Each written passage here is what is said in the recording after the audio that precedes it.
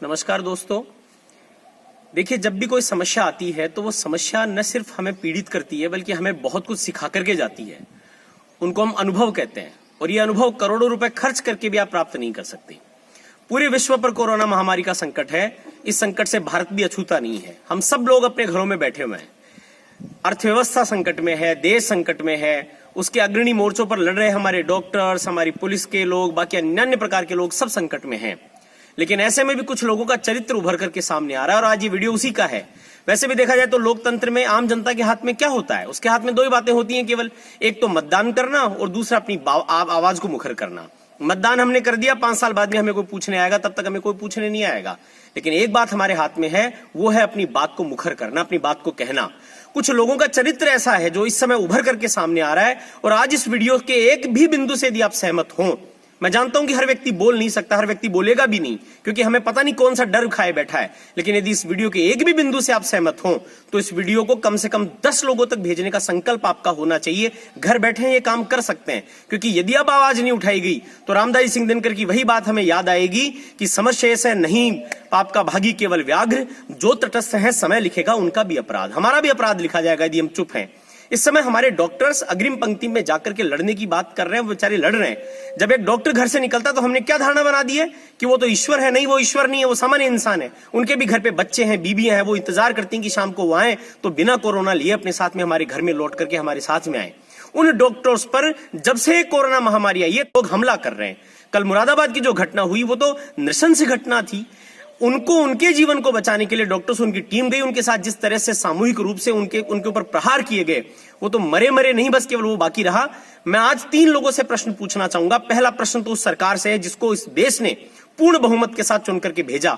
मोदी जी आपको इसलिए तो नहीं चुन के भेजा था कि सबका साथ, सबका विकास और सबका विश्वास के चक्कर में आप इस प्रकार से करेंगे। कानून केवल वो नहीं होता जो अपराध करने के बाद दंड दे। कानून वो भी होता है जो अपराधियों में डर भी पैदा करे। वो डर कहां गया? किसका विश्वास जीतने के चक्कर में लगे हुए हैं? नहीं जीत पाएंगे इनका विश्वास। आप इस विश्वास को जीतने की धारणा को छोड़िए और उनमें भय व्याप्त करिए, उनमें डर व्याप्त करिए। मैं ये नहीं कहता कि हर व्यक्ति दोषी है। किसी भी समाज में ऐसा कभी नहीं होता कि हर व्यक्ति दोषी होता है। लेकिन जो दोषी हैं उनको दंड दिया ही जाना चाहिए, उनमें यह भय व्याप्त होना ही चाहिए। और यदि सरकार ये नहीं कर सकती तो फिर आपके पास स्पष्ट बहुमत होने का क्या तात्पर्य है? कौन से विश्वास को जीतने में लगे हुए हैं आप? डॉक्टर्स, इंदौर में घटना हुई, भोपाल में घटना हुई, मुरादाबाद में घटना हुई, दिल्ली में घटना हो रही है। हर जगह डॉक्टर्स के साथ बदतमीजियां की जा रही हैं। जो उनका जीवन बचाने के लिए जा रहे हैं उनको आप मारने पर उतारू हैं। आपका क्या दिमाग खराब हो चुका है? और यदि हो चुका है तो सरकार की जिम्मेदारी है कि डॉक्टर्स को वो सुरक्षा प्रदान करे, और नहीं प्रदान करते तो कोई मतलब नहीं है आपके पूर्ण बहुमत की सरकार चलाने का। दूसरा प्रश्न है उन बुद्धिजीवियों से जो जब चाहे किसी भी बात को बोलते हिंदू मुस्लिम कहकर के चुप करा देते हैं, सहिष्णुता का चोला पहन करके बैठ जाते हैं। मैं पूछना चाहूंगा कि कहां गए वो जयचंद, कहां है वो स्वरा भास्कर, कहां है वो कन्हैया कुमार, कहां है वो सरजिल इमाम, कहां है वो हर्ष मंदर, जिन लोगों को जाकर के भड़का करके पूरे देश को आपने जला दिया। दोस्तों, आज इस बात को ध्यान से सुनिएगा। जिस व्यक्ति को या जिस समुदाय के उन लोगों को यह बात समझ में नहीं आ रही कि उनको जीवन के बचाने के लिए डॉक्टर्स आ रहे हैं, उनको क्या तो एनआरसी समझ में आएगा, क्या एनपीए समझ में आएगा, क्या सीए समझ में आएगा। इसका मतलब जो आंदोलन इस देश में हमने देखा पिछले दिनों, वो आंदोलन भी ऐसा ही भड़काया हुआ आंदोलन था। ऐसे ही लोगों को आगे करके भड़का करके सड़कों पर उतार दिया, देश की संपत्तियों को नुकसान करवा दिया। ऐसे बुद्धिजीवी यदि आपके आसपास में, ऐसे जयचंद आपके आसपास हैं, उनकी कॉलर पकड़िए, उनके मुंह पर तमाचा मारिए। कहां गए वो सारे के सारे? यदि जो स्वरा भास्कर जैसे, जो जावेद अख्तर जैसे बड़े लोग अपने आप को मानते हैं, यदि आप लोगों को एनआरसी समझा सकते हैं, एनपीए समझा सकते हैं, ये नहीं समझा सकते कि आपके साथ ये जो किया जा रहा है, डॉक्टर्स आ रहे हैं उनके साथ में आप सही व्यवहार करें। और यदि ऐसे 10-20% लोग भी हैं तो 80% कर क्या रहे हैं? 80% खुल करके क्यों नहीं कहते कि हमारे में गंदगी भरी हुई है, सरकार को पकड़ाए और उनको दंड दिलवाए? वो क्यों चुप बैठे हैं? और तीसरा, चुप बैठे हैं आप और मैं, मेरे जैसे लोग। ये घटनाएं हम सब देख रहे हैं। यदि एक सैनिक मोर्चे पर लड़ता हुआ मर जाए तो समझ में आ सकता है, लेकिन रास्ते में चलता कोई गुंडा उसे मार दे, कोई डॉक्टर कोरोना से यदि आहत होता तो हमें समझ में आ सकती है। लेकिन लोगों की जान बचाने जा रहे हैं, उनको आप आहत कर रहे हैं और हम सब चुप हैं।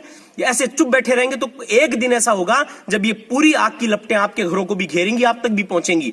इसलिए अब उठिए और अपनी आवाज को मुखर करिए और उस उस समुदाय के लोगों तक ये संदेश पहुंचाइए और उन सारे जयचंदों तक भी ये संदेश पहुंचाइए जो ऐसे मामलों में सेकुलरिज्म का चोला उड़ करके चुप बैठ जाते हैं। क्योंकि यदि वो समुदाय भी चुप रहा, यदि वो बुद्धिजीवी चुप रहे, यदि ये सरकार चुप रही, तो ये आने वाला समय ऐसा होगा जब देश में सही प्रकार के लिए गए निर्णयों पर भी आप इसी प्रकार से सड़क पर ऐसी बेहूदी जनता को उतरते हुए देखेंगे, ऐसी भीड़ को उतरते हुए देखेंगे। उस भीड़ को रोकने की जिम्मेदारी आपकी और मेरी है। इतनी आवाज बुलंद करिए कि सरकार के कानों तक भी आवाज पहुंचे और उनको समझ में आए कि जनता का आक्रोश है, उसे जगाइए मत। बहुत बहुत धन्यवाद।